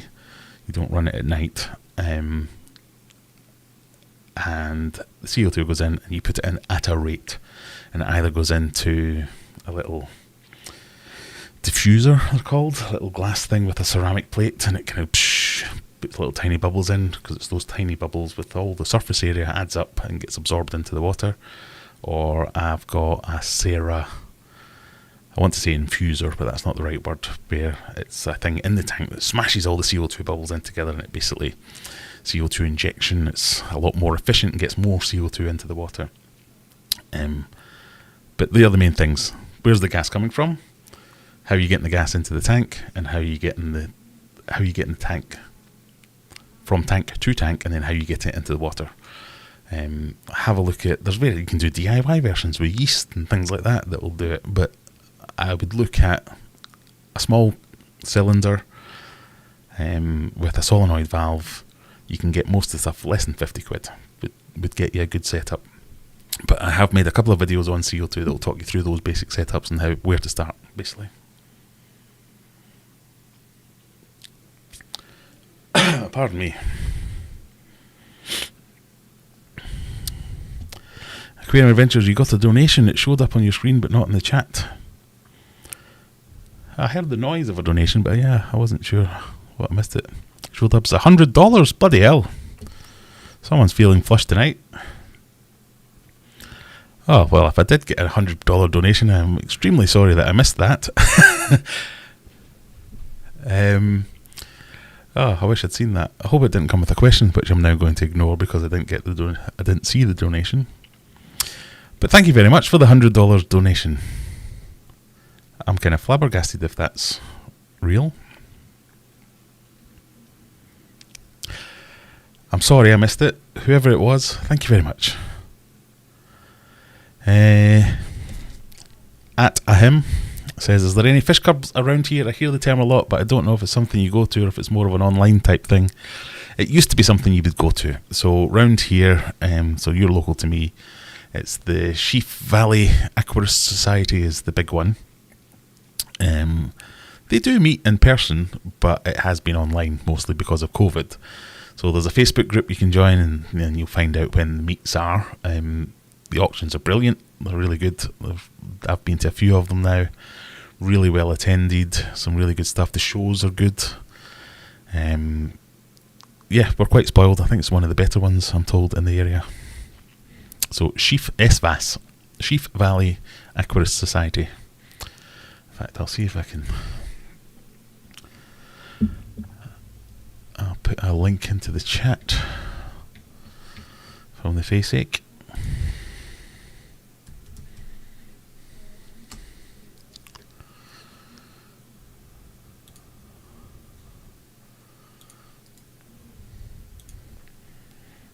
I'll put that in there. Pardon me.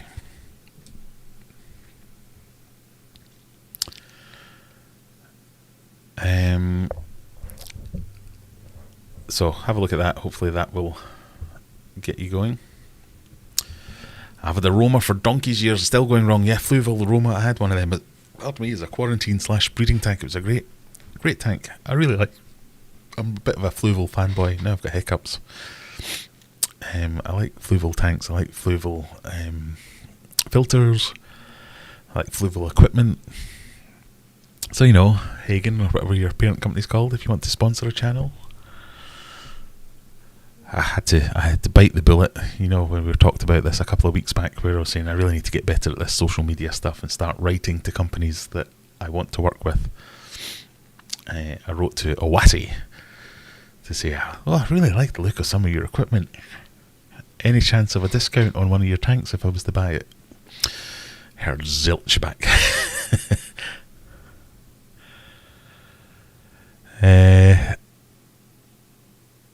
Ran out of space. Live bearers have their own society, as does cichlids. All right, yeah, fish keeping society. Your locality. So I think he's local to me actually. So Sheffield. So some clubs are specific to particular types of fish. So you'll quite often get things like cichlid societies where people that are into big American cichlids, or people that are into African cichlids, or people that are into live bearers, as Rebecca's saying.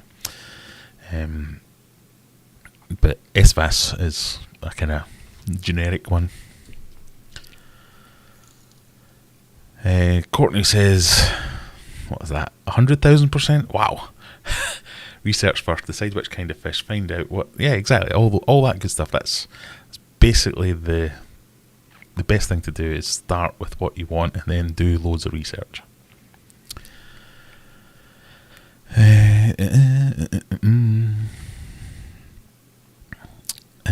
For oddballs, you have a few specialist groups. Preston has a good society as well. I think it is.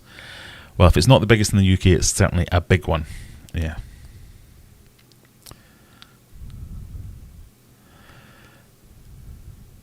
Only old EHEM filters. New stuff is pure crap. Canister rankings, new models only. I think the canister ranking thing is. I've just not kept enough. I found Fluval. I had an FX5. I loved it. I've never had an EHEM one, so I really can't compare. I've had the All Pond Solutions one or the Sun ones that you've had.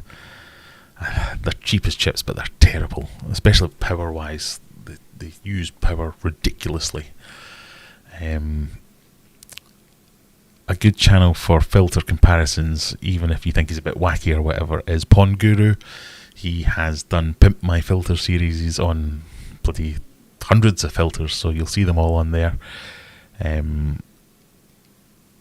think he has covered everything from JBL to EHEM, Fluval, Owasi, other lesser known brands as well.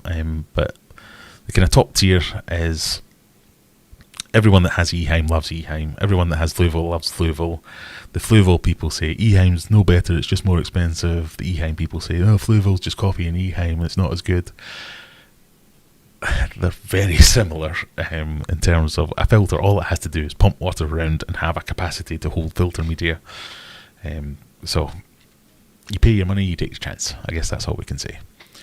The reputation of Eheim certainly, well, I think it was that Matt that said that Eheim used to be very, very highly regarded, and then they made a few changes to some of their lineup recently, and a lot of people didn't like the changes that they'd made. I still think it's still pretty good stuff. I'm hearing lots of good. So Eheim usually gets talked about very highly and very well regarded. Fluval gets talked about as being, again, still very well regarded, but if you can't get Eheim, get Fluval type of thing. And if you can, it gets talked about as it's not quite as good, but it's up there. The one that I haven't tried yet myself that is starting to get more and more people talking about it is Oase, O-A-S-E. It's a German brand. And they've got the Biomaster, the Thermomaster, and they're a little bit more innovative, shall we say. Pardon me. And they've started to do things that certainly the people that have used it in the main cases have liked it. I know I have heard a few people going, oh yeah, I got a Thermomaster.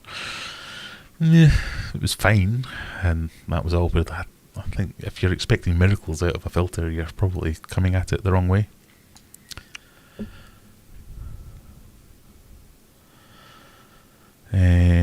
Courtney says, we got an old fire extinguisher and then got it filled with CO2, cost about £15 altogether. Yeah, and for most tanks, a fire extinguisher will last forever. Well, no, maybe not forever, but a long, long, long, long time. There you go. Christopher Arneson says, Oase makes some good canisters. Yeah, see, they're starting to get a good rep. Yeah, I don't know what that $100 donation was all about, but I just apologise for missing it. Where did we get to? So, freshwater ichthyology. For me, Eheim, Oase, JBL, Hydra, Fluval. Never experimented much with Maidenhead Aquatics' own brand or Tetra. So you put Fluval that far down? Oh dear. Oase's just getting started in the States. Yeah, well, maybe that's why they're starting to get talked about more, because more people like me are starting to talk about them because they're seeing them and being offered them. I know a lot of YouTubers have been reviewing them recently, and some of them started working more closely. George Farmer in the UK, a big name aquascaper, he's got lots of Oase connections, so he's got some of their tanks, talk about some of their filters, so I guess that's happening all over now. How can I put Fluval last in that list? Yeah, quite right. How can you put Fluval last?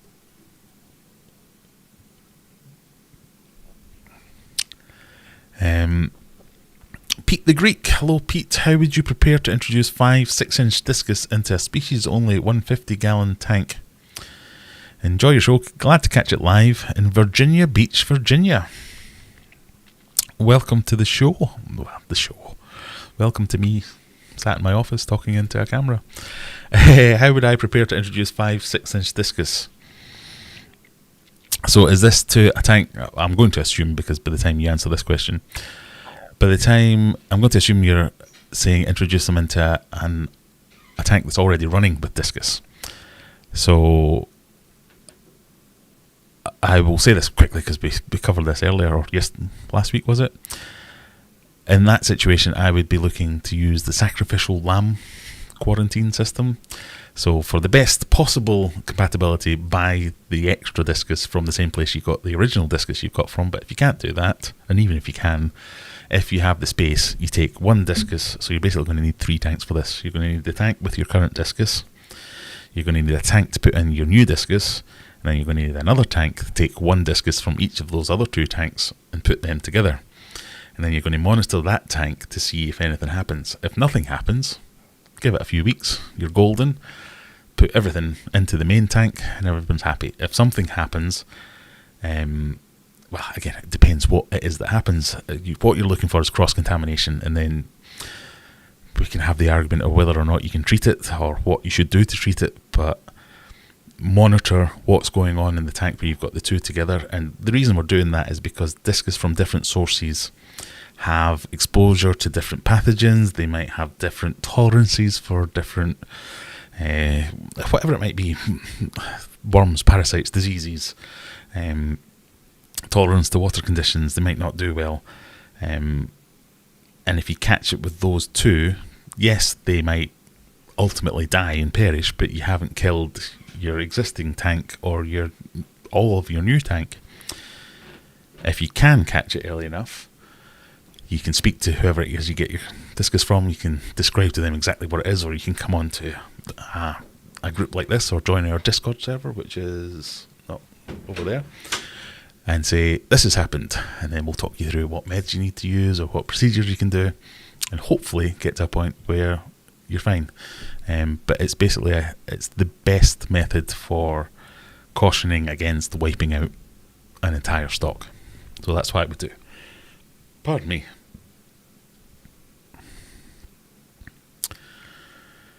Pete the Greek acting, but yeah, I saw that one, sorry. Oh, check Discord, I went back and screenshotted it. Oh, what a guy. Let's see. JB Kun donated $100. Really? I just can't get my head around that. Let's have a look.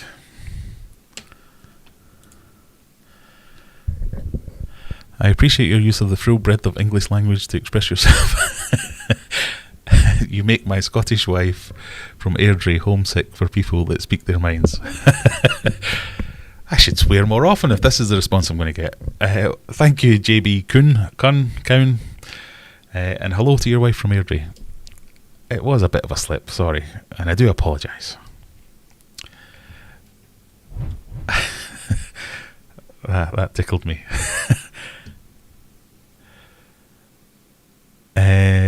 Right, where were we at? In the UK, they're well respected for ponds for many, many years. Aquariums, they've only... Yeah, Oasi, I certainly knew them more as a pond company. But I guess if you're well into the pond thing that is aquatics, why wouldn't you expand into aquariums as well? They also give free products to influencers. So I'll keep hearing, but I'm not seeing any of these free products. So, Oasi, come on. I might not be an influencer, but I like free stuff. I'm even prepared to buy it myself. I just have a small discount. How about that? Derek says, if you're new to the hobby, start small and expand if you like it. The hobby can cost you a fortune. That's what I would say. Well, apart from the last bit, don't listen to everyone on YouTube. That's true. Listen to some of us on YouTube. The only bit I would disagree with would be starting small, because I've seen so many people go down that route, starting small, getting into trouble, struggling to control it, and going, pah, can't be bothered with this, giving up with that. I would start small in as much as to say, start with second-hand gear. Get a cheap tank, second-hand, try it out, see if you like it, and if you think, oh yeah, this is for me, this is brilliant, I love this, then go all out.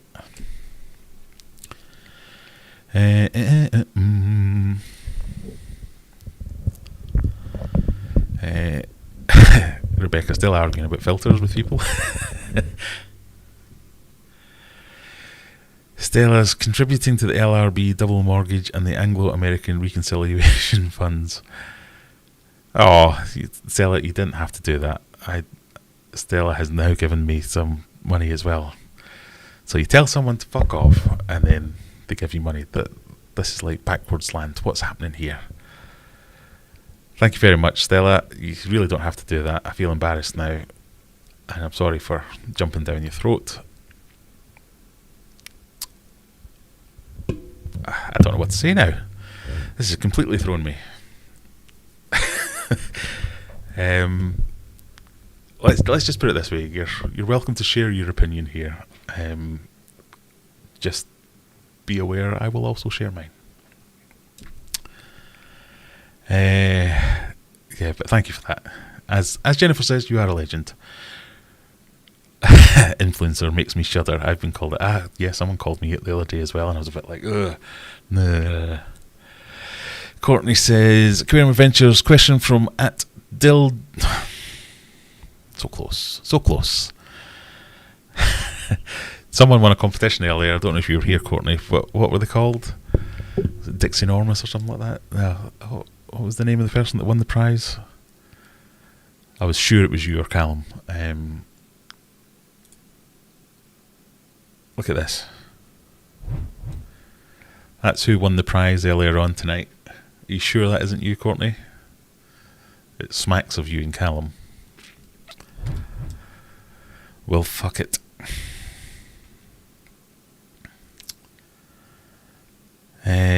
God, I'm so far behind the time. Oh, I'm running over. Scott will be getting all worried. He has to go and do his second job. Right, we'll have a very, very quick run through it. Then we'll do the Wheel of Kaylee. And so apparently I've made loads of money tonight. I can afford to pay for another jumper if it ends up on a jumper.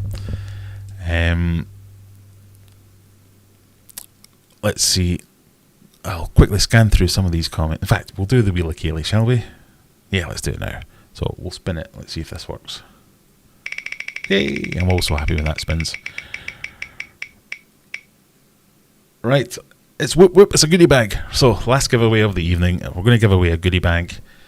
A goodie bag might be, I don't know, a pen if I can find any pens. It might be a calendar. It might be a hat. It might be some fish food. It might be some stickers. It might be a combination of all those things.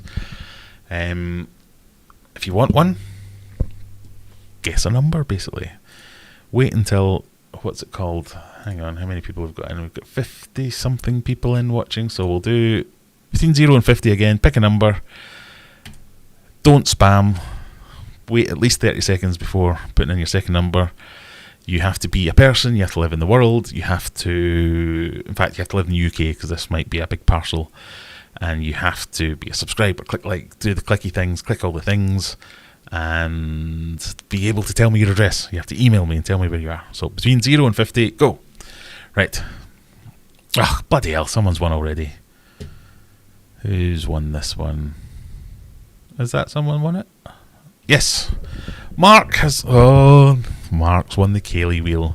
Congratulations, Mark. You've won that. I didn't get a chance to even read through one comment. I was going to use that time to race through the comments. Well done, Mark. Congratulations. I do know your address, but send me it anyway because it will remind me that I need to send you something. And of course, it's a fix. It's a fix. Mark and Kaylee, they're working together.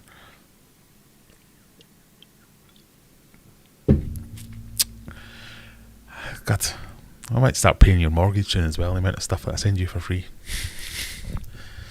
Right, I'm going to very quickly run through. Derek, I agree, I'm afraid. Bigger tanks, better. Yes, I agreed. Rebecca's still arguing about Fluval with someone. Christopher Anderson says, don't ever get the cheap sun. Oh, I should have done my comment highlighter thing. Oh, I'm a professional. I know what I'm doing. I agree. The cheap sun thing is like Trigger's brush. I had one. It was fine. It draws an inordinate amount of power. So given that all the electricity prices are about to go up, that might be a factor to start considering. Draws a load of power. Breaks constantly. I replaced the pump twice, I think. I replaced the clips a couple of times. The bit the hose connects to, the connecty bit, that broke. I replaced the baskets. Yeah, every time it was just makes a horrible noise. Oh, I hate them. Right, where do we get to? How's the human performing? I'm performing just fine, thank you.